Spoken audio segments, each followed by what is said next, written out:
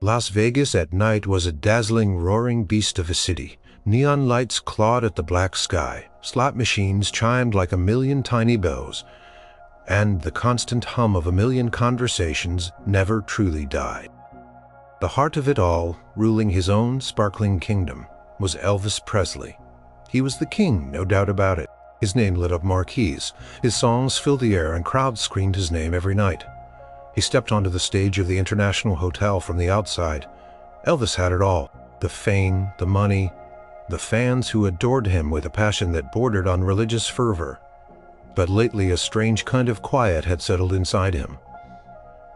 It wasn't sadness exactly, more like a longing, a yearning for something real, something simple, something that didn't come with the flashbulbs and the constant roar.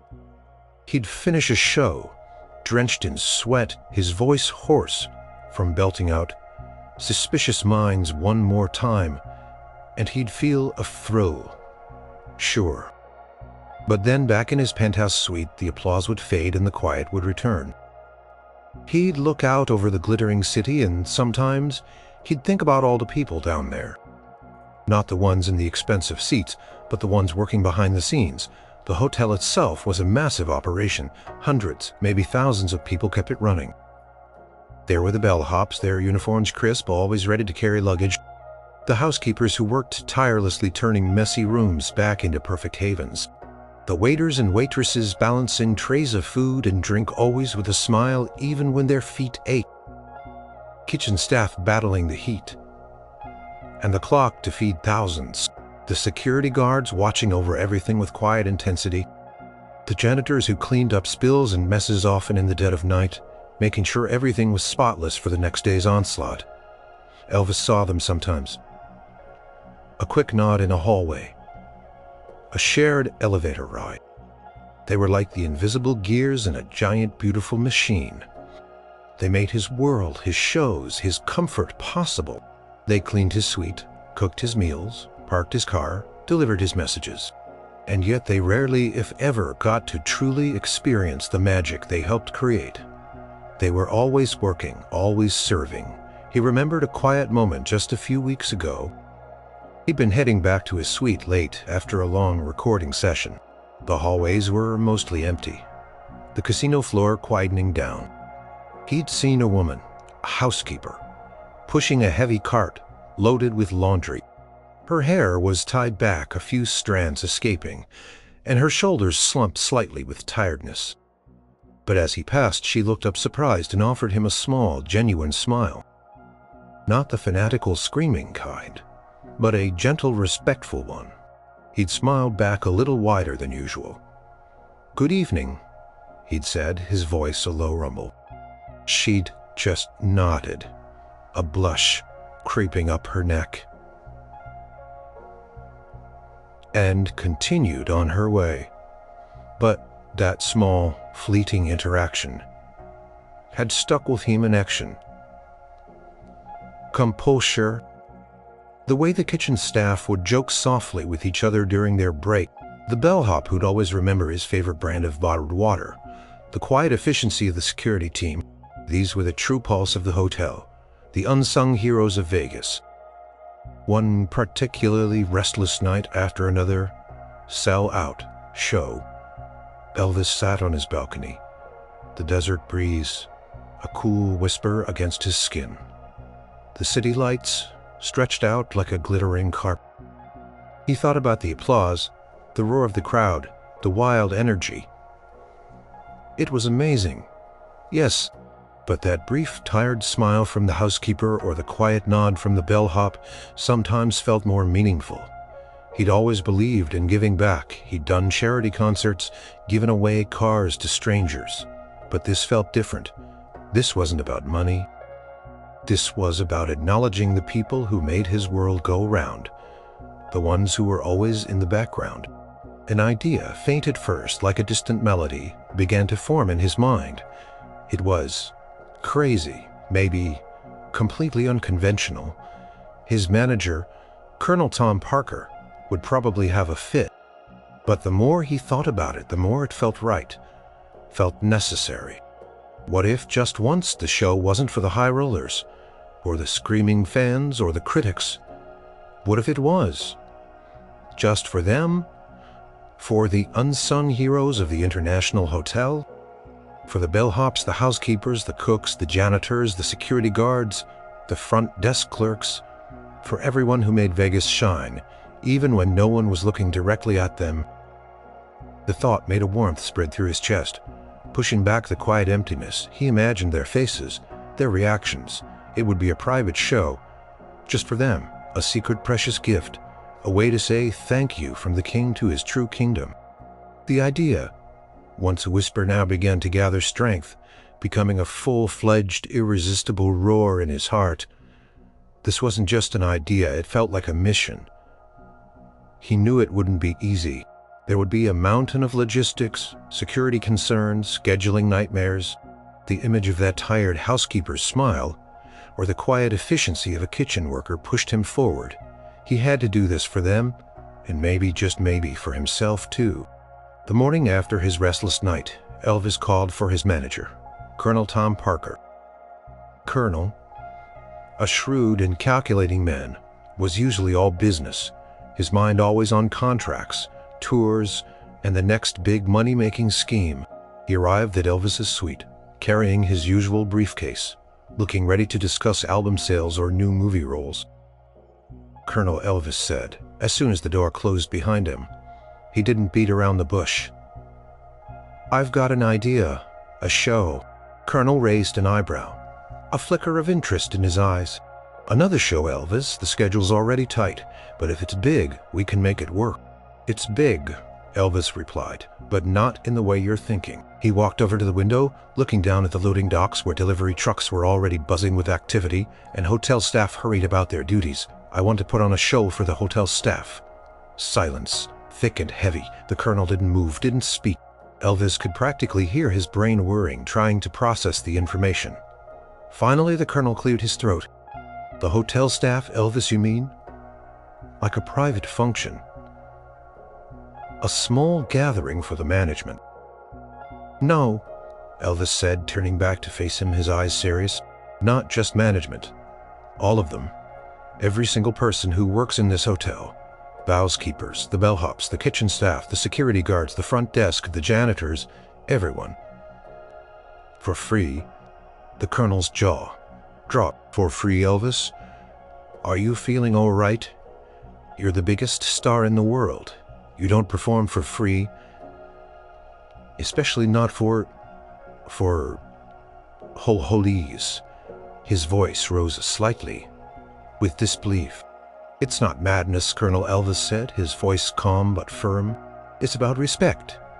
These people work tirelessly, day in and day out, to make this hotel run. They make my shows possible. They clean up after the crowds. They cook the food. They take care of everything. And they never get to see a show. Not really." He remembered the tired but kind smile of the housekeeper and the quiet dignity of a bellhop he'd seen helping an elderly couple. They deserve to see what all their hard work supports. They deserve a night of their own. The colonel began to pace. But the logistics, Elvis, the security. Imagine thousands of staff members all at once. The hotel would have to shut down. The public would find out and they'd be furious.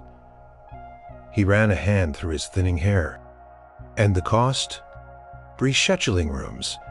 Finding a venue big enough within the hotel, staffing it. It's a nightmare." "We won't shut the hotel down," Elvis explained, his plan already forming. "We'll do it at night after the last show, or maybe on a night I'm not scheduled to perform, or maybe even late at night. In shifts, we'll use the main ballroom, not the big showroom. And it has to be kept quiet. A secret. No public announcements, no press." The colonel stopped pacing, his eyes narrowed. "A secret Elvis show? That's an oxymoron. Everything you do is news." "Then we make sure this isn't," Elvis insisted. "This isn't for them. It's a gift." He knew it was a huge ask. The colonel always had his eye on the bottom line. But Elvis felt a conviction he hadn't felt in a long time. This wasn't about fame or money. It was about something deeper, Colonel, he said, stepping closer, his voice earnest. Think about it. Imagine what it would mean to them, these people who work so hard, who are usually invisible, to have a show just for them. By me, it would be something they'd never forget. It would be a true moment of connection. Colonel chewed on his lip, his usual bluster deflating slightly as he saw the genuine passion in Elvis's eyes. He knew Elvis could be stubborn, especially when his heart was set on something. And sometimes these crazy ideas of Elvis's ended up becoming legendary moments. It would be unprecedented, the colonel finally conceded, rubbing his chin. The hotel management will go through the roof. They'll say it's too risky, too expensive, too disruptive. Then we make it happen anyway, Elvis said simply. I'll cover the costs, whatever it takes. This is important to me, Colonel. The colonel sighed a long, drawn-out sound. All right. Don't get your cape in a twist. Let me talk to the hotel brass. It won't be easy. They'll need a lot of convincing, and we'll have to figure out a way to invite them without causing a riot or letting the news leak. He shook his head, a glimmer of something like awe or perhaps resignation in his eyes. Only you, Elvis, only you would think of something like this. Elvis smiled, a genuine, relaxed smile that had been rare lately. That's why you're my manager, Colonel. You make the impossible happen. As the colonel left, grumbling under his breath about foolish generosity and logistical nightmares, Elvis looked out the window again. The hotel staff were still moving, busy dots against the vastness of the city. Soon he hoped those dots would be gathered together, not working but enjoying. And he would be there, not as their boss or their customer, but as their entertainer, giving them a night they truly deserved. The spark had caught fire. Now, to make it a reality, the first invitations didn't look like much. Simple white envelopes, hand-delivered to each department, head by a trusted hotel administrator. Inside, a tasteful card, also white with elegant, understated black lettering. It didn't have a flashy gold seal or picture of Elvis. It just stated clearly and concisely that on a specific date after midnight, the main ballroom would be reserved for a private event, an exclusive performance by a special guest. For all hotel staff, from the newest dishwasher, dress code, casual but respectful. No cameras, no cell phones, complete discretion. Disbelief was the first reaction. In the bustling main kitchen, Chef Antoine, a burly man who usually communicated in loud French commands, held the card as if it might bite him. A private event after midnight. Who is this special guest? Mariah? A quiet pastry chef who had worked at the International for 20 years read it over his shoulder. It says, for all staff, and exclusive performance. It must be some fancy corporate party. Then came the whisper. It started with a bellhop named Jimmy, who'd heard something from a friend in security. It's Elvis, he'd breathed to his colleague Mark in the quiet lull between checking in guests. They say Elvis himself is putting on a show for us for free, Mark scoffed. Right, Jimmy. And I'm flying to the moon next week. Elvis doesn't do free shows for staff. He's Elvis. But the whisper spread. It slithered through the service corridors, traveled up the laundry chutes and echoed in the break rooms. It bounced off shining steel pots in the kitchen and floated over the quiet clatter of housekeeping carts. Eleanor, a housekeeper with tired feet and a heart of gold, found a similar invitation tucked into her locker. She read it slowly, her brow furrowed. A special guest for us, her colleague, Brenda, snatched it up. Look, it says, all hotel staff, no public, no guests, just us. Brenda's eyes widened. Do you think? They didn't dare say his name out loud. Not yet. It felt too big. Too impossible. The possibility, even a tiny one, made their shifts feel lighter. The scrubbing seemed less endless. The beds made themselves a little faster.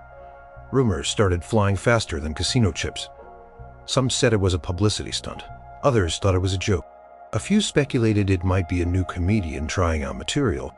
The deep, insistent whisper, the one everyone secretly hoped was true, was that it was the king. My sister's friend works in the catering department. whispered a bartender to a cocktail waitress. She heard it from the manager. They're setting up a full stage that works for one night only, and they're keeping it tighter than Fort Knox. The intrigue was immense. Why them? Why private? Why after midnight? The sheer secrecy of it all made it feel even more real, more important. The hotel management had clearly done their job stressing discretion and the unique nature of the event. They also confirmed it was a genuine invitation, not a prank. Suddenly, the break rooms were alive with quiet chatter. People who usually just exchanged nods were talking. "Do you think we can bring our families?"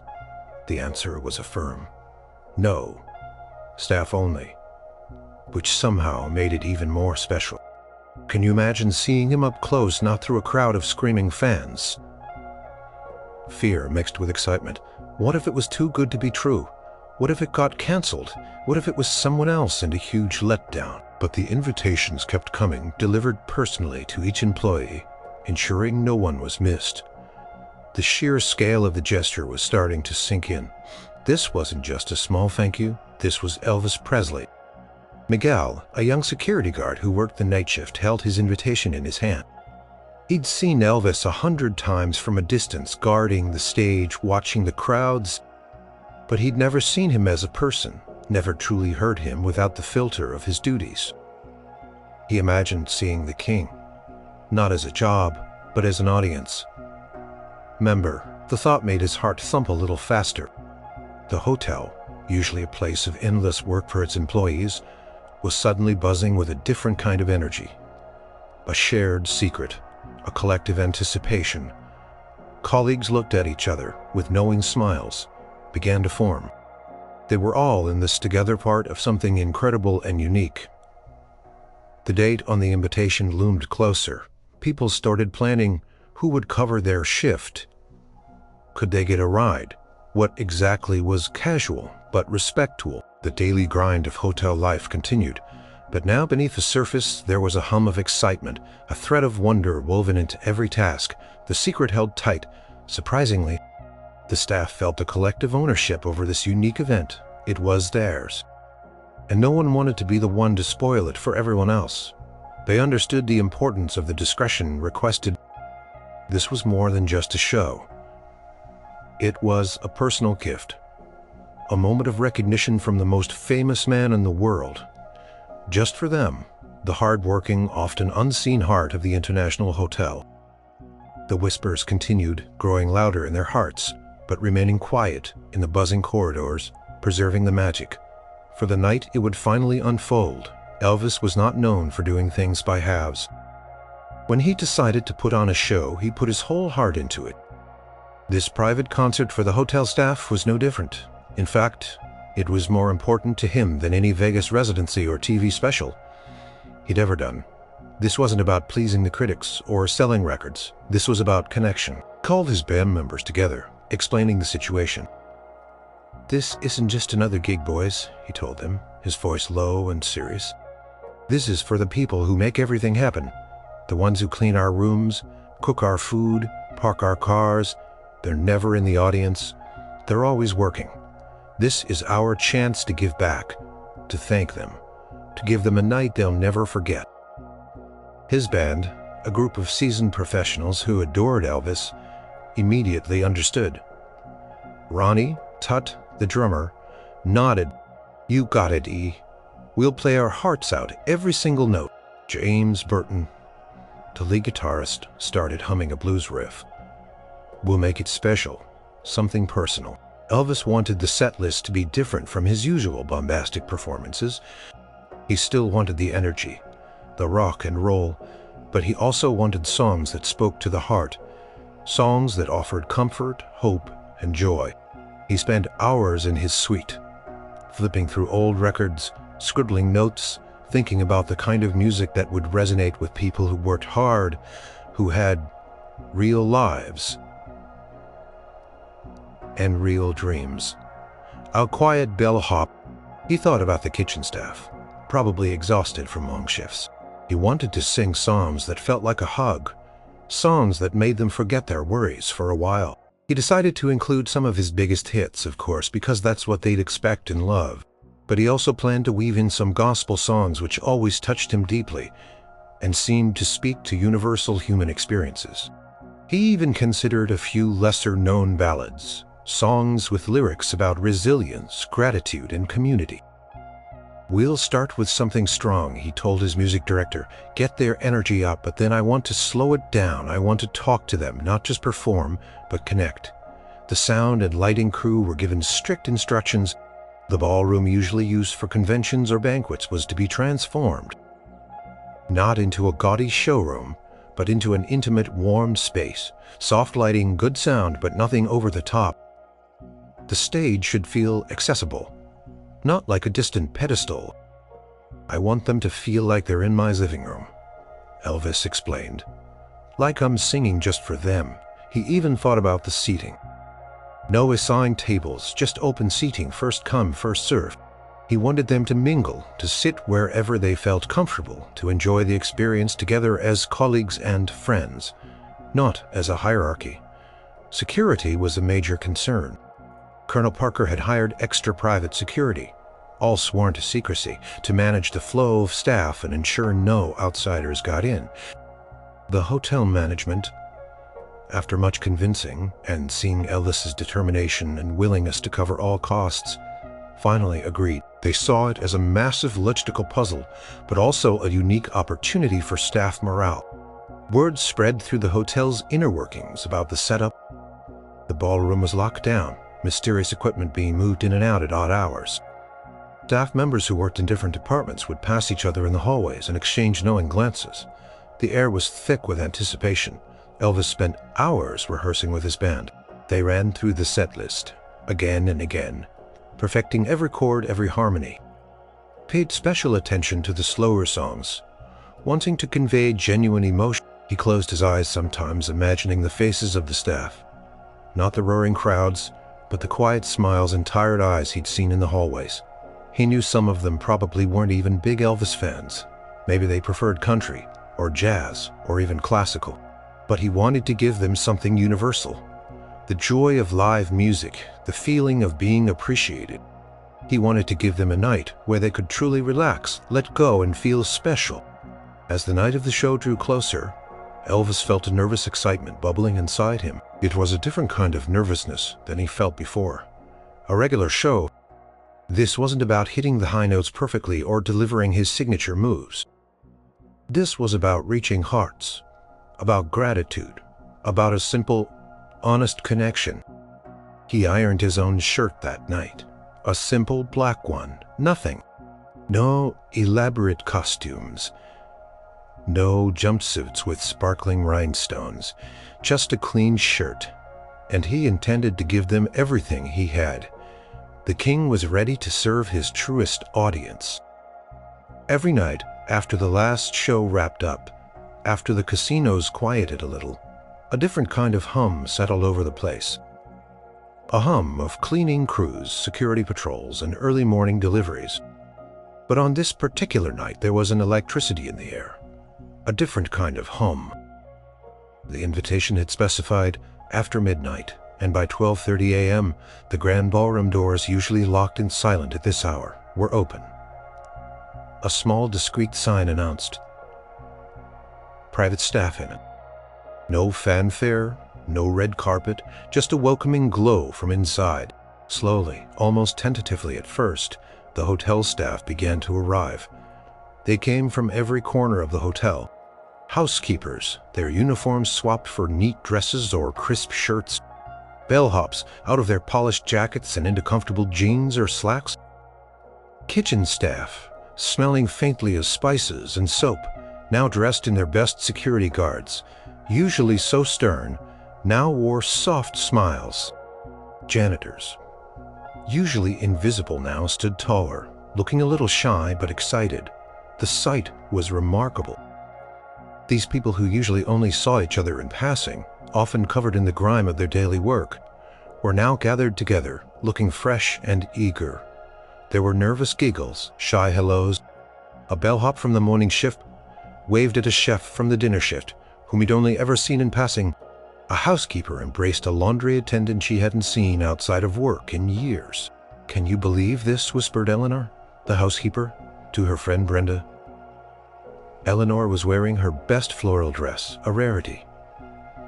"It feels like a dream," Brenda, in a bright blue blouse, nodded, her eyes wide. "I still can't believe it's really him." Inside the ballroom, the transformation was subtle but effective. The usual rows of banquet tables had been removed. Instead, there were scattered chairs, some small round tables, and plenty of standing room at the back. The stage was set, but it looked less like a massive concert stage and more like an intimate club setup. Warm, soft lights bathed the room, creating an inviting atmosphere. There was a small bar serving soft drinks and coffee, and trays of light snacks were being refilled by a catering team from another hotel. A smart move to let the International's own catering staff relax and enjoy. Miguel, the young security guard, stood near the back, feeling a mixture of excitement and disbelief. He saw his supervisor, who usually barked orders, now chatting animatedly with a group of front desk clerks. Everyone seemed lighter, less burdened by their daily roles. The room slowly filled. The buzz of conversation grew a mix of apprehension and giddy excitement. Some staff members looked overwhelmed, never having been in such a large gathering not related to work. Others pointed at the stage, speculating about the sound equipment, the hidden instrument. A soft, almost imperceptible shift in the room's energy occurred. The lights dimmed slightly and the stage lights brightened.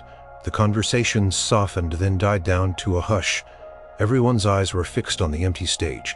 A single spotlight shone on the center of the stage. Tension in the air was palpable, thick with anticipation. You could hear a pin drop. No one coughed. No one whispered. Thousands of eyes waited, their hearts thumping a collective rhythm. Then a figure emerged from the side of the stage, walking slowly into the spotlight. He wasn't in a dazzling jumpsuit, just a simple dark suit, open at the collar. His hair was slicked back, perfect, and that familiar, iconic profile, unmistakable. A collective gasp swept through the room. It wasn't a scream of hysteria, like at his public shows. It was a sound of pure awe, of stunned disbelief. 1,000 people, usually busy and focused on their jobs, were suddenly frozen, staring at the legend standing before them. Elvis Presley, the king. He stood there for a moment, just taking it all in. Not the screaming, adoring masses, but the tired, hopeful, surprised faces of the people who made his world run. He saw the wonder in their eyes, the genuine joy. A warmth spread through him, different from the rush of performing for a paying crowd. This felt more intimate, more real. He offered them a small, humble smile. It was a smile that didn't belong to the king of rock and roll, but to a man who was deeply grateful. The silence held thick with emotion. The moment stretched full of unspoken thanks and overwhelming presence. And then he took a breath, stepped up to the microphone, and the show, a show unlike any other, was about to begin. The silence in the ballroom stretched thick with awe. Elvis stood under the single spotlight, letting the moment sink in. He scanned the faces in the crowd. Faces usually seen in quick passing now, open and vulnerable. He saw astonishment, joy, and a flicker of disbelief in almost every eye. This wasn't the usual roar of a paying audience. It was something far more profound. Then he spoke, his voice a low, warm rumble that filled the silent room. Without needing to shout, "Good evening, everyone." A murmur rippled through the crowd. A collective sigh of breath released. "I know it's late," he continued, a slight knowing smile playing on his lips. "And I know many of you have been working hard all day, maybe even all night. But I wanted to take a moment, just a moment, to say thank you." He paused, letting his gaze sweep across the room. "Thank you for everything you do. Every day, every shift. You make this hotel run. You make my shows possible. You're the real stars of this place. And often you're the unsung heroes." He could see tears in some eyes, a few quiet nods. The sincerity in his voice was clear. Reaching out to each person present tonight, he said, his voice gaining a bit more energy. "This show isn't for the cameras or the critics or the big spenders. This show is just for you, as a small token of my appreciation for your hard work, your dedication, and for making me feel so welcome here. collective gasp, followed by a ripple of applause, soft at first, then growing louder, but still respectful, not the wild frenzy of a normal concert. It was applause born of gratitude and a deep sense of being seen. So Elvis said, a mischievous glint in his eye, "Let's have some fun, shall we?" He turned slightly, nodding to his band. The first notes filled the air. It wasn't "Also sprach Zarathustra," his usual powerful opening. Instead, it was the familiar, uplifting beginning of C.C. Rider. The room erupted not with screams, but with cheers and gasps of delight. Heads started to bob, feet began to tap. The sound of his voice, live and unamplified by stadium acoustics, was rich and powerful, filling every corner of the ballroom. He moved across the stage, not with his usual wild gyrations, but with a more relaxed, inviting energy. He made eye contact with individuals in the crowd, a direct gaze that seemed to say, "This is for you, Eleanor." The housekeeper felt her heart swell. She had never ever thought she'd see him this close, not while he was performing. She swayed gently, a genuine smile plastered on her face. Beside her, Brenda had tears streaming down her face, not from sadness, but from overwhelming emotion. Miguel, the security guard, stood mesmerized. He'd heard these songs 1,000 times, but never like this. It wasn't just a performance.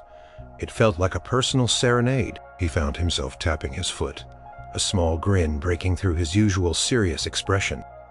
As C.C. Rider finished, the applause was thunderous, a joyous explosion. Elvis offered another genuine smile. Thank you very much." He transitioned smoothly into Proud Mary, the energy building, the room swaying with the rhythm. People who had been shy just moments before were now swaying, snapping their fingers. Some brave souls were even doing little dance steps in place. The music was infectious, pulling everyone into its warm embrace. He wasn't just singing, he was connecting. Between songs, he'd share a small anecdote, a quick joke, making the vast space feel smaller, more intimate. Talked about how much he appreciated the hotel staff, how he saw them working late, how he knew their jobs weren't always easy. Each word resonated, building a bridge between the superstar and the everyday heroes. The atmosphere was electric, but it was a different kind of electricity. It was warm, inclusive, almost like a big family gathering. The usual separation between performer and audience melted away. Here it was just Elvis, a man with a golden voice, sharing his gift with the people who deserved it most. King had truly taken his stage, not just as an entertainer, but as a host, a friend, an appreciative soul. The show deepened, moving from high-energy rock and roll to soul-stirring ballads. Elvis, true to his plan, wove a tapestry of sound that spoke to the heart. After a few more upbeat numbers like Suspicious Minds and Burning Love, which had the staff clapping and cheering, he slowed things down. "You know," Elvis said, his voice softer, "sometimes in this business it's easy to get lost in the bright lights, but it's moments like this, with real people, that truly matter." He paused. "I want to sing you a song that means a lot to me. It's about hope and believing in something bigger than yourself." He launched into An American Teal.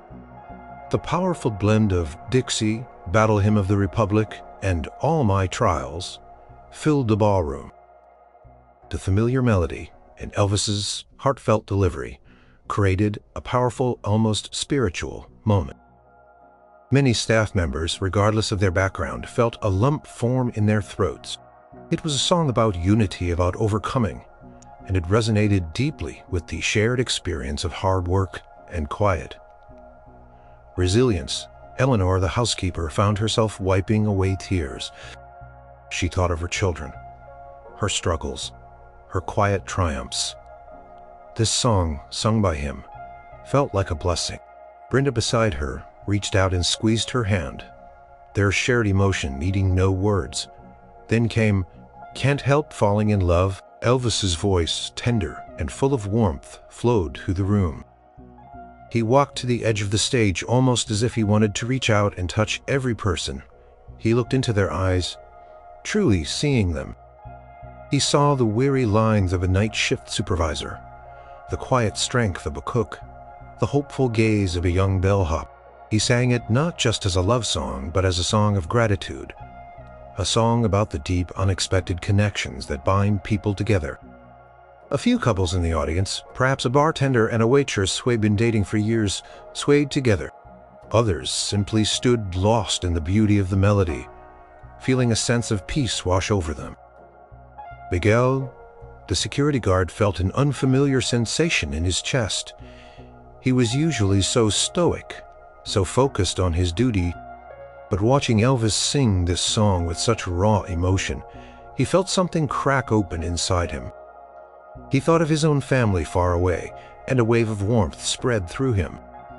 He realized that even behind the most famous man in the world, there was still a human being sharing his heart. Elvis then shifted gears again, bringing out some gospel numbers. "How Great Thou Art" filled the ballroom with an almost sacred hush. His voice soared powerful and full of faith, hitting every note with effortless grace. It wasn't just entertainment, it was an experience. People clapped softly, swaying to the rhythm, some humming along. For many, it was a moment of quiet reflection, a chance to feel uplifted and renewed. Throughout the performance, Elvis would pause, chat with the band, share a small personal story. He even pointed out a few staff members he recognized from the hallways, making them blush and beam with pride. "Hey there, I saw you bringing up my coffee this morning. Thanks, it was perfect." Or, "Didn't you help me with that luggage last week? You move fast." These small, genuine acknowledgments made them feel seen, truly seen, for the first time in a long time. The show wasn't just about Elvis's incredible talent. It was about the atmosphere he created, an atmosphere of warmth, respect, and shared humanity. The staff, usually divided by departments and shifts, were now a single, unified audience, united by the magic unfolding before them. The music was a language that transcended their roles, their weariness, and their everyday concerns. It was a symphony of souls played by the king for his people. And every note, every chord, every heartfelt lyric was a testament to his profound. The night deepened, but the energy in the ballroom showed no signs of fading. If anything, it grew stronger, fueled by the pure joy and connection radiating from the stage. Elvis, sensing the room's profound receptiveness, poured even more of himself into each song. He segued from the gospel numbers into some of his more personal ballads, songs that showcased his incredible vocal range and emotional depth. He sang "Bridge Over Troubled Water," his voice rising and falling with the song's powerful message of support and comfort. As he sang, he looked out at the faces, seeing tears on some, quiet contemplation on others. He saw the resilience, the quiet strength that ran through the heart of the hotel's staff. He imagined their own bridges, their own struggles, and he sang for them, for their burdens, for their hopes. Then came "My Way." It was a song that spoke of a life lived fully, mistakes made and triumphs earned. As Elvis sang the iconic lyrics, "I've lived a life that's full. I traveled each and every highway and more, much more than this. I did it my way." It wasn't just a performance. It was a declaration, a shared moment of reflection on lives lived, choices made, and paths taken. The staff, from the oldest to the youngest, found themselves nodding, relating to the song's profound message. By now, the usual formality of a concert was gone. People were swaying freely, some singing along softly, their voices mingling with Elvis's. They were no longer employees and a superstar. They were simply people, sharing a profound moment. Elvis, typically a whirlwind of stage presence, took moments to simply stand, absorbing the atmosphere. He looked genuinely moved, perhaps even humbled. He could feel the purity of their appreciation, the quiet respect that was 1,000 times more fulfilling than the wildest fan adoration. He saw a few hotel managers, usually stern and composed with misty eyes. He saw a group of housekeepers, arms linked, singing along, their faces shining as the final notes of "My Way" faded. A profound silence fell. It wasn't the silence of anticipation this time, but the silence of deep emotion, of a shared experience too powerful for immediate words. Then a single clap started, then another, and soon the ballroom erupted in a standing ovation. It wasn't just polite applause. It was a roaring, heartfelt tribute. People were cheering, whistling, stomping their feet, a flood of gratitude and wonder washing over the room. Elvis took a bow, a deeper, more humble bow than usual. He looked overwhelmed, a slight tremble in his lower lip. He knew in that moment that this show was perhaps the most meaningful he had ever performed. "Thank you," he said, his voice husky with emotion. "Thank you all. It means the world to me that you came." The crowd wouldn't let him go. They chanted, "Elvis, Elvis," not with the demanding hunger of fans, but with the heartfelt plea of those who wanted to prolong the magic. He smiled. "All right," he chuckled. "One more for the road." He launched into a rousing rendition of Jailhouse Rock. The energy instantly shifted. The room transformed into a joyous, spontaneous dance party. People who had been teary-eyed moments before were now laughing, twisting, and letting loose. Bellhops danced with housekeepers. Chefs boogied with security guards. For a few glorious minutes, the ballroom was alive with uninhibited joy, a true celebration of community and shared happiness. As the final energetic chords of Jailhouse Rock crashed, Elvis threw his microphone stand into the air, caught it with a flourish, and offered a final, grand bow. The applause was deafening, a prolonged thunderclap of appreciation. He stood there watching them, tears welling in his own eyes. This wasn't about fame or money or being the king. This was about connection, about giving, about receiving an honest, heartfelt wave of gratitude. He felt lighter, more fulfilled than he had in months. The show might be over, but the feeling it had created, the bonds it had forged, would linger far beyond the spotlight.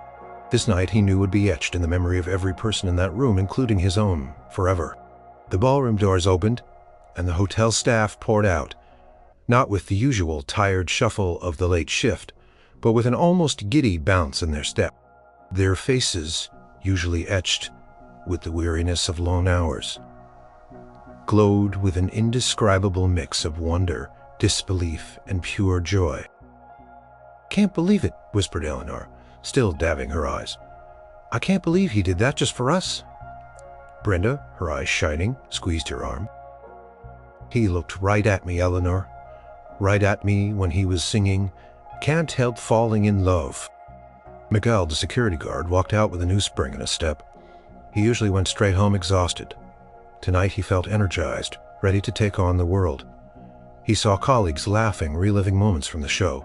A quiet camaraderie settled over them. They had shared something truly special, something no one outside that ballroom would ever fully understand.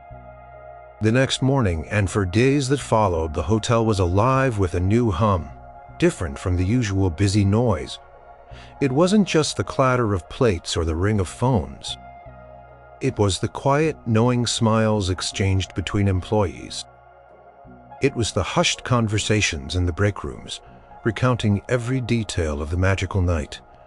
"Did you see him do that move? When he sang 'My Way,' I almost cried. He actually thanked me for the coffee." The bond between the staff deepened. They had always been a team, but now they were a family with a shared precious secret. The event hadn't been publicized. No news reports, no photos. It remained their exclusive story, making it even more valuable. The atmosphere within the International Hotel visibly brightened. There was a lightness in the air, a renewed sense of purpose. The work was still hard, the hours still long. But the staff carried themselves with a little more pride, a little more cheerfulness. They had been seen, appreciated, and celebrated by the king himself. For Elvis, the aftermath was equally profound. Back in his penthouse, the silence felt different. It wasn't the empty quiet he'd felt before. It was a comfortable, fulfilling quiet, filled with the echoes of joyous laughter and heartfelt applause. He didn't check the papers for reviews. There wouldn't be any. He didn't fret about ticket sales. There weren't any. This was a gift given freely, and the reward was in the giving. He thought about the faces in the crowd, the genuine smiles, the tear-filled eyes, the uninhibited dancing. It had been pure, unadulterated connection. He felt a humility he hadn't experienced in a long time. All the fame, all the money, all the screaming fans, none of it had ever felt as truly satisfying as the simple, honest gratitude he'd seen in the eyes of the hotel staff. It had reminded him why he started singing in the first place: to connect, to move people, to share a piece of his soul. Colonel Parker, always the pragmatist, acknowledged the success, albeit grudgingly. "Well, Elvis," he'd said the next day, "it was certainly memorable, and I suppose staff morale is through the roof, but don't expect to make a habit of giving away your talents for free." Elvis had just smiled. "Some things, Colonel, are worth more than money." He found himself paying more attention to the staff in the following days. He'd offer a friendly nod to a passing cleaner, a genuine "good morning" to the security guard at his door, remembering their faces from the night of the show. He felt a stronger connection to the hotel, to the city, to the people around him. Private show had been more than just a concert. It had been a bridge between the superstar and the everyday worker, between the glittering facade of Vegas and its hard-working heart. It had reminded Elvis of his own roots, of the simple folks who formed the backbone of his audience. The echoes of that night lingered, a heartwarming melody that played on in the hearts of thousands, reminding them that sometimes the greatest gifts are those given from the heart, with no expectation of return. Years passed. Elvis continued his reign as the king of rock and roll, his fame undiminished. He performed countless more shows in Vegas, always to sold-out crowds, always with his signature charisma and power. But for the staff of the International Hotel, that one night, that private secret show became a legend. The story was passed down from veteran employees to newcomers. It wasn't written in any history books or splashed across newspapers, but it lived in the quiet conversations, the knowing glances, and the shared pride of working at the hotel where the king himself sang just for us. New housekeepers might hear it from an older colleague while folding sheets. Young bellhops would listen wide-eyed as a seasoned pro recounted the magic of that night. It became part of the hotel's unofficial lore, a testament to Elvis's unexpected kindness and generosity.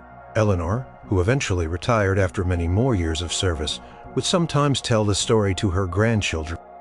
"And his voice," she'd say, her eyes distant, reliving the moment. "It filled the whole room, and he looked right at me, darling, like I was the only person there."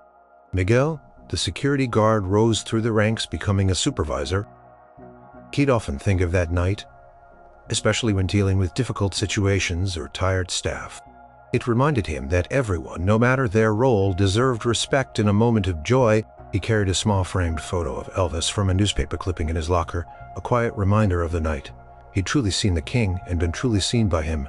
The hotel itself seemed to retain a subtle, positive glow. Staff morale remained consistently high. There was a sense of collective identity, a shared memory that bound them together. They were the people of the International, the ones Elvis sang for. And that was something special. Elvis, too, carried the memory of that night. It became a quiet anchor for him amidst the storm of his colossal fame. When the demands of stardom felt overwhelming, when the applause felt hollow, he would sometimes close his eyes and remember the genuine smiles, the teary eyes, the pure, unadulterated joy of the hotel staff. It reminded him of the true purpose of his gift: to touch hearts, to uplift, to connect. Continued to make sporadic, quiet gestures of kindness throughout his life, inspired by the profound satisfaction he'd felt that night. Sometimes it was a thoughtful gift to a hotel employee, a word of encouragement, a moment of genuine conversation. He had learned that true connection wasn't found on the biggest stages, or in the loudest applause, but in the quiet moments of shared humanity. The private show for the Vegas hotel staff wasn't just a concert. It was a bridge built between a legend and the everyday people who kept the world running. It was a testament to the power of a single act of kindness, a moment of recognition that could ripple through years, creating a lasting legacy of heart in a city built on illusions and flashing lights. Elvis Presley had created a moment of profound truth. He had given his heart to those who served, and in return, he had received something priceless, a genuine connection that nourished his soul far more deeply than any scream from a stadium crowd ever could. The king had not just sung. He had truly seen his people, and in doing so, he had truly found himself. And the heartwarming echo of that night would forever resonate in the quiet, hard-working heart of Las Vegas.